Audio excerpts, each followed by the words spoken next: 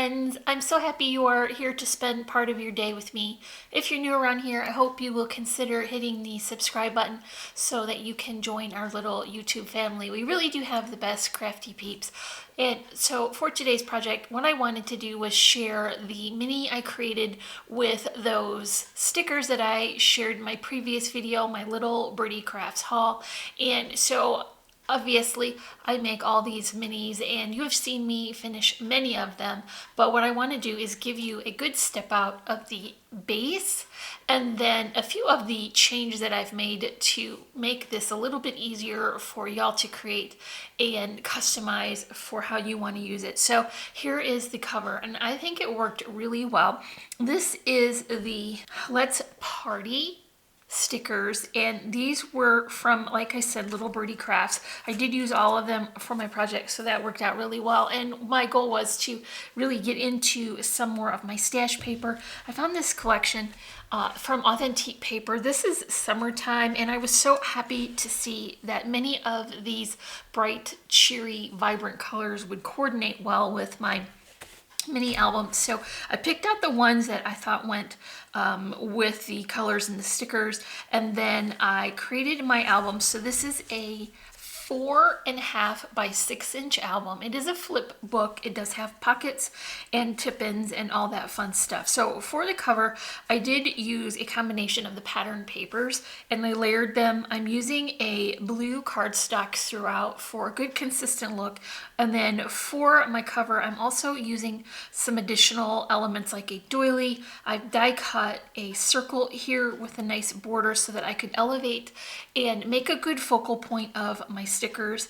And then I've used some coordinating flowers here as well. Some are from Little Birdie Crafts and some are from Really Reasonable Ribbon and some are handmade by me. I also tucked in a couple of stars here, and these are just die cut from glitter paper and a few loopy twine bows just to fill in that arrangement.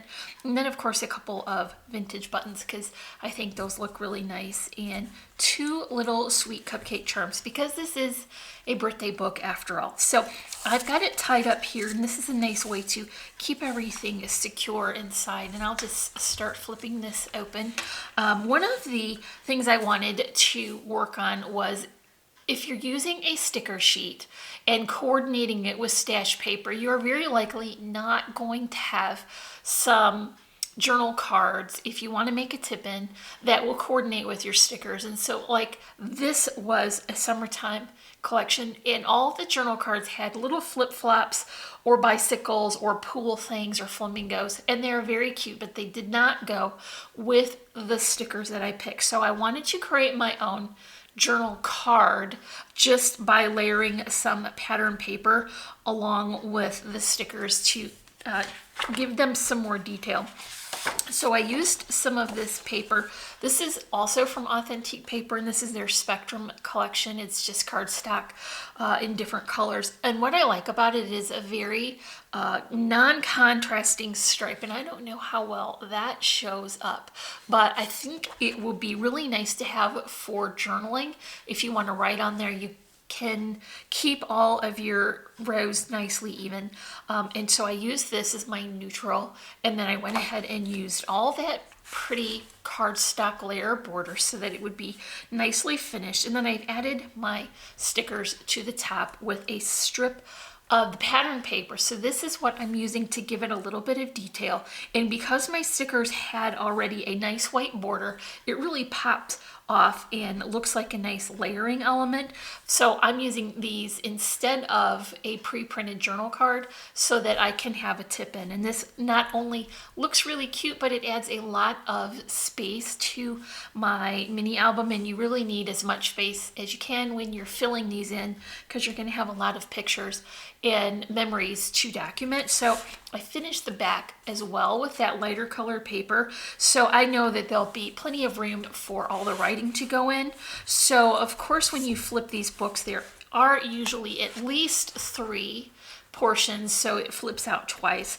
And for my pockets, I'm gonna use a new technique that will make it a little bit easier for you guys to put pockets in your pages. And then I'm using my stickers as well to decorate those pockets. And then inside, I have some folded inserts, and this was a great way, once again, to add additional space, but let me incorporate more of this really fun pattern paper.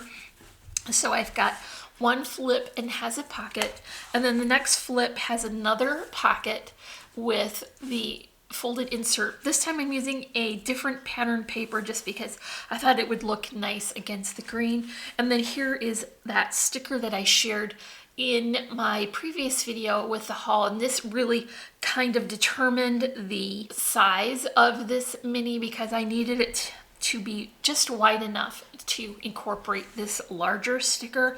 One thing that I did for the pocket stickers is I took off the foam. Now these were meant to be dimensional, so they had foam spacers, and by the way, not nearly enough. You'll want to take off those foam stickers and add your own so that you can fully support these dimensional areas. But for the pockets, I just took them off and left them as a flat layering element because this is already pretty bulky, and I didn't want to raise any of this portion up and cause it to accidentally get caught underneath these tip-ins when they move. So I wanted to make sure this would be nice and secure and flat so that it wouldn't get damaged. And so on this page I have another one of my journal cards that I made to coordinate more of the pattern paper inside, and then I took a couple of these stickers and layered them because I only had so many of each size and I wanted them to balance. So I've got sort of the same size going on either side. So of course we're going to add another full page tip-in, and so I did that for each of these pages, and I'm just going to use that blue all the way across, and I think it looks a little bit more coordinated that way. And then I've also included an element here which is meant to be like a photo frame. It has some of that cute polka dot paper and then more of the matting. I popped this one up on a spacer, and then I added it to a scallop stitch rectangle. So this is not only going to elevate one of your special pictures, but it helps to fill in the space here and keep it supported when the book is closed. So I have this full page tip-in on either side. And so now we've got plenty of room to add your pictures and journaling. There is also a little bit of extra room in the pocket. So if you have a flat memento or a keepsake, you can tuck it right in there, and that will keep it nice and secure. Here is the book all finished, and then I did go ahead and add my layer of the stripe to this spine on the left hand side just because it gives it a nicer, more finished look. So here is the book all filled in, and you can see how adding those extra dimensional layers really helps to keep this in a good shape so that it will support itself and will be nice and sturdy. So let's work on the base. So I'm working in a combination of 110-pound cardstock and 65-pound cardstock, and I'll get into that as I'm working along. Now this is more or less a version of ones that I have made previously. I did adjust the size a little so that I could coordinate it with my sticker set, and you can change the size of this to work with what you want to finish it with. It's very easy to do that. So I'm just going to scooch this little thing down in here. If you want to screenshot this, that will help you to get the measurements, but I'm just going to say them as I'm working along. I have all of my pieces cut. They are only 6 inches high because that is the height of my book. The first piece I'm going to bring in is 10 inches wide, and I've scored that at 4.5 and then also at 5.5. This is going to become the left hand of my book. I need that spine to be bigger to accommodate the bulk of everything we're putting inside.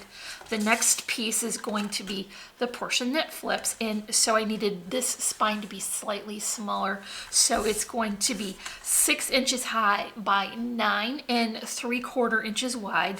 I have it scored at 4.5 and then at 5 1/4, and that's going to give me a 3/4 inch spine on the right hand side. So I'm just going to attach these using my double-sided adhesive tape. If you prefer a wet adhesive, you go ahead and use what you feel comfortable with. I just make a really big mess of myself when I get that wet adhesive out, so I feel more comfortable using this And also another thing about these books is because they're all the same height, what you really have to do is line up that portion, and it will be nice and square and easy to assemble.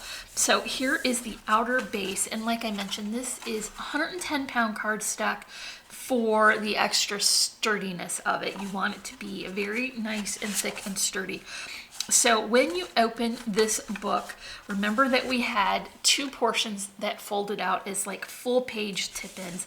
I have two of these pieces. Now here's where I'm switching to 65-pound weight cardstock, because once you have all the layers on, you just don't need that extra bulk of the 110-pound cardstock. So once again, these are 6 inches high and then 9 1/4 inches wide. So I'm going to score it at 4.5. And then also at 4 3/4, and I'm going to have two of these portions that now have 1/4 inch spine, and I'm going to add these so that they flip out. So put your tape on and then adhere it to each side. Okay, so I've got my full page tips already added on, and the last thing I want to do is add my pocket page, and I have wanted it to make this process just a little bit easier. So I'm, instead of adding it to the pattern paper, I'm going to add it to the base, and I have cut my paper for my pocket pages at 4.5. It's still the same width, and then I have an 8-inch width, and I'm going to come in and score it at 2 inches, so my pocket will be 2 inches deep, and then this will fit the same outline as the pages on the book. But what I did, instead of having paper wrapping around when I get to the pattern paper portion, is I've just put a little bit of my score tape on here, and I'm going to use this score on the bottom to be my pocket bottom, and so this will keep everything nicely secured inside. My last piece that I have cut is 2 inches by 6 inches, and I just want to very carefully line this up. It doesn't matter if it's centered perfectly, as long as you have enough to wrap around. And because this is the 65-pound cardstock, you won't have to worry about bringing your scoreboard in at this point. You can just fold it right on over. So what I want to do first is give it a practice fold so that I know everything is going to be nice and tight here in the corner. Because remember, it does have to fit in that space when the book folds up. And then I'm just going to go ahead and notch this out again. And I do that generally on all my pockets just to eliminate a little bit of that bulk and make it a nicer seam inside the book. So I've already put most of my tape on the back of this page. I'll just pull these portions so that I can secure the sides of my pocket. And I think this is just a whole lot easier than how I was doing it before, where I would have to cut and notch everything out and pre-score it, and this is just easier and faster. So go ahead and add a little bit more tape to the portion that is exposed now, and then I'm going to add this one to that back portion. So this is in the middle on the back. I'm just lining that up so that I know everything is straight and even. So I have already prepared the other pocket for the front. So I have 2 full page flips and then 2 pockets. And then you can add as many of the tip-ins as you like, as long as you have enough room in your spine to accommodate that bulk. So generally I'm creating these first out of scrap paper, and this is my little example of how I did this first. So I second guessed myself, and I wanted to make sure I would have enough room on the inside for all the layers. So what I did was I just did a little practice one, and I originally thought I wanted a 3/4 inch spine and then a 1/2 inch, and I'm really glad that I went ahead and used this scrap paper, because I did need to add to the depth of this so that everything would fit. So this is a good way to not waste your good paper or your collection paper, is just by using a scrap, and then you can tape it so you don't waste your good adhesive either, but then you'll know if everything functions correctly before you go to your better quality paper. So I'm just gonna scooch this in, and you guys can screen, is that all in? Yeah, mostly.